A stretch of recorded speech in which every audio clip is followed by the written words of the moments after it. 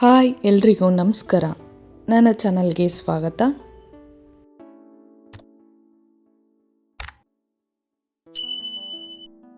ಮೊಟ್ಟೆಯಲ್ಲಿ ವಿಧ ವಿಧವಾಗಿ ರೆಸಿಪಿಗಳನ್ನ ಮಾಡ್ಬೋದು. ಅದರಲ್ಲಿ ನಾನು ನಿಮಗೆ ಮೊಟ್ಟೆ ಸಾಂಬಾರನ್ನ ಸುಲಭವಾದ ವಿಧಾನದಲ್ಲಿ ಯಾವ ರೀತಿ ಮಾಡೋದು ಅಂತ ತಿಳಿಸ್ತೀನಿ. ಯಾವುದೇ ರೀತಿ ಮಸಾಲೆನ ರುಬ್ಬದೆ ಮನೆಯಲ್ಲಿರುವಂಥ ಕೆಲವು ಪದಾರ್ಥಗಳನ್ನ ಬಳಸಿ ರುಚಿಯಾಗಿ ಮೊಟ್ಟೆ ಸಾಂಬಾರು ಮಾಡ್ಬೋದು. ಈ ರೀತಿ ಮಾಡೋದ್ರಿಂದ ಎಲ್ರಿಗೂ ಇಷ್ಟ ಆಗುತ್ತೆ. ನೀವು ಕೂಡ ಟ್ರೈ ಮಾಡಿ. ಹಾಗೆ ಬ್ಯಾಚುಲರ್ ಸಹ ಕೂಡ ಈ ರೀತಿ ಮೊಟ್ಟೆ ಸಾಂಬಾರನ್ನ ಮಾಡ್ಬೋದು. 5ರಿಂದ 10 ನಿಮಿಷದಲ್ಲೇ ಫಟಾಫಟ್ ಅಂತ ಈ ರೀತಿ ಮೊಟ್ಟೆ ಸಾಂಬಾರನ್ನ ಮಾಡ್ಬೋದು. ನೀವು ಕೂಡ ಟ್ರೈ ಮಾಡಿ, ತುಂಬ ರುಚಿಯಾಗಿರುತ್ತೆ. ನಮ್ಮ ಮನೆಯಲ್ಲಿ ಮಾಡುವಂತಹ ಮೊಟ್ಟೆ ಸಾಂಬಾರು ನಿಮಗಾಗಿ ನಾನು ಇವತ್ತು ವಿಡಿಯೋ ಮಾಡಿದ್ದೀನಿ. ಹಾಗಾದರೆ ಯಾವ ರೀತಿ ಈ ಮೊಟ್ಟೆ ಸಾಂಬಾರು ಮಾಡೋದು ಅಂತ ನೋಡೋಣ. ಮೊದಲನೇದಾಗಿ ನಾನು 3 ಈರುಳ್ಳಿ ತೊಗೊಂಡಿದ್ದೀನಿ. ಹಾಗೆ ಒಂದು 4 ಟೊಮೆಟೊ, 1 ಸ್ಪೂನಷ್ಟು ಚಿಲ್ಲಿ ಪೌಡರ್, ಹಾಗೆ ಒಂದು 2 ಸ್ಪೂನಷ್ಟು ಸಾಂಬಾರ್ ಪೌಡರ್, ಹಾಗೆ 3 ಟೇಬಲ್ ಸ್ಪೂನ್ ಎಣ್ಣೆ, ರುಚಿಗೆ ತಕ್ಕಷ್ಟು ಉಪ್ಪು, ಸ್ವಲ್ಪ ಕೊತ್ತಂಬರಿ ಸೊಪ್ಪು ಹಾಗೂ 5 ಮೊಟ್ಟೆ ತೊಗೊಂಡಿದ್ದೀನಿ. ನಾನು ಮೊದಲನೇದಾಗಿ ಒಂದು ಬಾಣಲಿ ತೊಗೊಂಡಿದ್ದೀನಿ. ನಂತರ ಎಣ್ಣೆನ ಹಾಕ್ಕೊಳ್ತಾ ಇದ್ದೀನಿ. ಎಣ್ಣೆ ಸ್ವಲ್ಪ ಮೀಡಿಯಮ್ ಫ್ಲೇಮಲ್ಲಿ ಇಟ್ಕೊಂಡು ನಾನು ಬಿಸಿ ಮಾಡ್ಕೊಂಡಿದ್ದೀನಿ. ಇವಾಗ ಇದಕ್ಕೆ ನಾನು ಈರುಳ್ಳಿನ ಹಾಕ್ಕೊಳ್ತಾ ಇದ್ದೀನಿ. ಫಸ್ಟು ನಾನು ಈರುಳ್ಳಿನ ಫ್ರೈ ಮಾಡ್ಕೊಳ್ತಾ ಇದ್ದೀನಿ. ಇದನ್ನು ಕೂಡ ಮೀಡಿಯಮ್ ಫ್ಲೇಮಲ್ಲಿ ಇಟ್ಕೊಂಡು ಚೆನ್ನಾಗಿ ಫ್ರೈ ಮಾಡ್ಕೊಳ್ತಾ ಇದ್ದೀನಿ. ಲೈಟಾಗಿ ಬ್ರೌನ್ ಕಲರ್ ಆಗಬೇಕು, ಅಲ್ಲಿವರೆಗೂ ಚೆನ್ನಾಗಿ ಫ್ರೈ ಆಗಬೇಕು. ಮೀಡಿಯಮ್ ಫ್ಲೇಮಲ್ಲಿ ಇಟ್ಕೊಂಡು ನಾನು ಚೆನ್ನಾಗಿ ಫ್ರೈ ಮಾಡ್ಕೊಳ್ತಾ ಇದ್ದೀನಿ. ನೋಡಿ, ಲೈಟಾಗಿ ಬ್ರೌನ್ ಕಲರ್ ಬಂದಿದೆ. ಇವಾಗ ಇದಕ್ಕೆ ನಾನು ಕಟ್ ಮಾಡಿ ಇಟ್ಕೊಂಡಿರೋಂಥ ಟೊಮೆಟೊನ ಹಾಕ್ಕೊಳ್ತಾ ಇದ್ದೀನಿ. ಈಗ ಟೊಮೆಟೊ ಕೂಡ ಚೆನ್ನಾಗಿ ಫ್ರೈ ಆಗಬೇಕು. ಟೊಮೆಟೊ ಸಾಫ್ಟ್ ಆಗಬೇಕು, ಅಲ್ಲಿವರೆಗೂ ಚೆನ್ನಾಗಿ ಫ್ರೈ ಆಗಬೇಕು.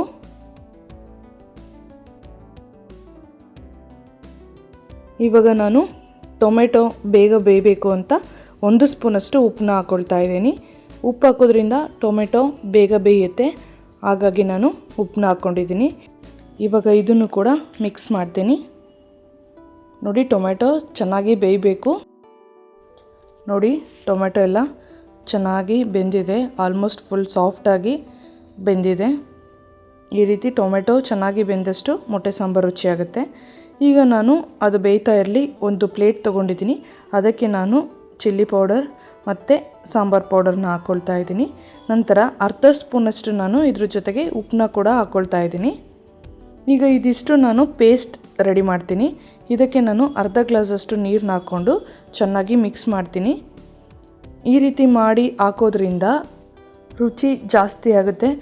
ನಂತರ ನೀಟಾಗಿ ಮೊಟ್ಟೆಗೆಲ್ಲ ಅಂಟ್ಕೊಳ್ಳುತ್ತೆ. ಹಾಗಾಗಿ ನಾನು ಒಗ್ಗರಣೆಗೆ ಹಾಕ್ತಾಯಿಲ್ಲ, ಈ ರೀತಿ ಮಿಕ್ಸ್ ಮಾಡಿ ಫೈನ್ ಪೇಸ್ಟ್ ಥರ ಮಾಡಿ ಹಾಕ್ತಾಯಿದ್ದೀನಿ. ಯಾವುದೇ ರೀತಿ ಗಂಟಿರಬಾರ್ದು, ಆ ರೀತಿ ಚೆನ್ನಾಗಿ ಮಿಕ್ಸ್ ಮಾಡಬೇಕು. ನೋಡಿ, ನಾನು ನೀಟಾಗಿ ಈ ರೀತಿ ಯಾವ್ದು ಗಂಟೆ ಇರದೇ ಇರೋ ಥರ ನೀಟಾಗಿ ಮಿಕ್ಸ್ ಮಾಡಿದ್ದೀನಿ. ನೋಡಿ, ಈ ಥರ ಕನ್ಸಿಸ್ಟೆನ್ಸಿಯಲ್ಲಿದೆ. ಇವಾಗ ಇದನ್ನು ನಾನು ಬೆಂದಿರುವಂತಹ ಗೊಜ್ಜಿಗೆ ಹಾಕ್ಕೊಳ್ತಾ ಇದ್ದೀನಿ. ಟೊಮೆಟೊ ಕೂಡ ಚೆನ್ನಾಗಿ ಬೆಂದಿದೆ. ಇವಾಗ ಇದಕ್ಕೆ ರೆಡಿ ಮಾಡಿ ಇಟ್ಕೊಂಡಿರೋವಂತಹ ಪೌಡರ್ ಪೇಸ್ಟ್ನ ಹಾಕ್ಕೊಳ್ತಾ ಇದ್ದೀನಿ. ಪೌಡರ್ ಪೇಸ್ಟ್ ಮಾಡಿ ಹಾಕೋದ್ರಿಂದ ನಾವು ಯಾವುದೇ ರೀತಿ ಮಸಾಲೆ ರುಬ್ಬಲ್ವಲ್ಲ, ಹಾಗಾಗಿ ಸಾಂಬಾರು ಕೂಡ ಗಟ್ಟಿಯಾಗಿ ಚೆನ್ನಾಗಿ ಬರುತ್ತೆ. ಇಲ್ಲಾಂದರೆ ನೀರು ಆಗಿಬಿಡುತ್ತೆ. ಹಾಗಾಗಿ ಈ ರೀತಿ ಮಿಕ್ಸ್ ಮಾಡಿ ಹಾಕ್ಕೊಳ್ತಾ ಇದ್ದೀನಿ. ಈಗ ಇದಿಷ್ಟು ನಾನು ಚೆನ್ನಾಗಿ ಮಿಕ್ಸ್ ಮಾಡ್ತಿದ್ದೀನಿ. ಮೊಟ್ಟೆ ಸಾಂಬಾರು ಮಾಡೋದು ತುಂಬ ಸುಲಭ. ನೋಡಿ, ನಾನು ಈ ರೀತಿ ಮಾಡ್ತಿದ್ದೀನಿ. ನೀವು ಕೂಡ ಟ್ರೈ ಮಾಡಿ, ನಿಮಗೂ ಕೂಡ ಇಷ್ಟ ಆಗುತ್ತೆ. ಇವಾಗ ಇದಕ್ಕೆ ನಾನು 2 ಗ್ಲಾಸಷ್ಟು ನೀರನ್ನ ಹಾಕ್ಕೊಳ್ತಾ ಇದ್ದೀನಿ. ಇವಾಗ ಇದು ಚೆನ್ನಾಗಿ ಕುದಿಬೇಕು. ಚೆನ್ನಾಗಿ ಕುದಿದಷ್ಟು ಸಾಂಬಾರು ರುಚಿಯಾಗುತ್ತೆ. ನೋಡಿ, ಒಂದು 2ರಿಂದ 3 ನಿಮಿಷದವರೆಗೂ ಹೈ ಫ್ಲೇಮಲ್ಲಿ ಇಟ್ಕೊಂಡು ಚೆನ್ನಾಗಿ ಕುದಿಸ್ಕೊಳ್ಳಿ. ಪೌಡರ್ನ ಮಿಕ್ಸ್ ಮಾಡಿ ಹಾಕಿದ್ರಿಂದ ನೋಡಿ ಎಷ್ಟು ಗಟ್ಟಿಯಾಗಿ ಎಷ್ಟು ಚೆನ್ನಾಗಾಗಿದೆ. ಚೆನ್ನಾಗಿ ಕುದ್ದಿದೆ. ಇವಾಗ ಇದಕ್ಕೆ ನಾನು ಮೊಟ್ಟೆನ ಹಾಕ್ಕೊಳ್ತಾ ಇದ್ದೀನಿ. ನಾನಿಲ್ಲಿ ಮೊದಲನೇದಾಗಿ 1 ಮೊಟ್ಟೆನ ಹಾಕ್ಕೊಳ್ತಾ ಇದ್ದೀನಿ. ಈ 1 ಮೊಟ್ಟೆ ಹಾಕ್ಕೊಂಡು ಈಗ ಚೆನ್ನಾಗಿ ನಾನು ಕದರ್ತಾ ಇದ್ದೀನಿ. ಈ ರೀತಿ ಮಾಡೋದ್ರಿಂದ ಮೊಟ್ಟೆ ಎಲ್ಲ ನೀಟಾಗಿ ಸ್ಪ್ರೆಡ್ ಆಗುತ್ತೆ. 1 ಮೊಟ್ಟೆ ಈ ರೀತಿ ಕದರ್ಕೊಳ್ತಾ ಇದ್ದೀನಿ ಅಷ್ಟೇ. ನೆಕ್ಸ್ಟ್ ಎಲ್ಲ ಮೊಟ್ಟೆನೂ ಹಾಗೆ ಹಾಕ್ಕೊಳ್ತಾ ಇದ್ದೀನಿ. ಯಾಕೆ ಅಂದರೆ ನೀಟಾಗಿ ಉಂಡೆ ಮೊಟ್ಟೆ ಸಿಗುತ್ತೆ. ಹಾಗಾಗಿ ನಾನು ಒಂದು ಮೊಟ್ಟೆ ಕದರಿದೆ. ಈಗ ಇನ್ನೊಂದು ಮೊಟ್ಟೆನ ಹಾಕ್ಕೊಳ್ತಾ ಇದ್ದೀನಿ. ನಾನು ಸ್ವಲ್ಪ ಡಿಸ್ಟೆನ್ಸ್ ಮಾಡಿಕೊಂಡು ದೂರ ಮೊಟ್ಟೆ ಹಾಕ್ಕೊಳ್ತಾ ಇದ್ದೀನಿ. ಒಂದೇ ಕಡೆ ಹಾಕೋದ್ರಿಂದ ಅಂಟ್ಕೊಳ್ಳುತ್ತೆ. ಹಾಗಾಗಿ ಸ್ವಲ್ಪ ಗ್ಯಾಪ್ ಬಿಟ್ಟು ದೂರ ಹಾಕ್ಕೊಳ್ತಾ ಇದ್ದೀನಿ. ನಾನು ಟೋಟಲಾಗಿ 5 ಮೊಟ್ಟೆ ತೊಗೊಂಡಿದ್ದೆ. ಅದರಲ್ಲಿ 1 ಮೊಟ್ಟೆನ ಕದರಿದ್ದೀನಿ. ಮಿಕ್ಕಿರೋ ಮೊಟ್ಟೆನ ಹಾಗೆ ಹಾಕ್ತಾ ಇದ್ದೀನಿ.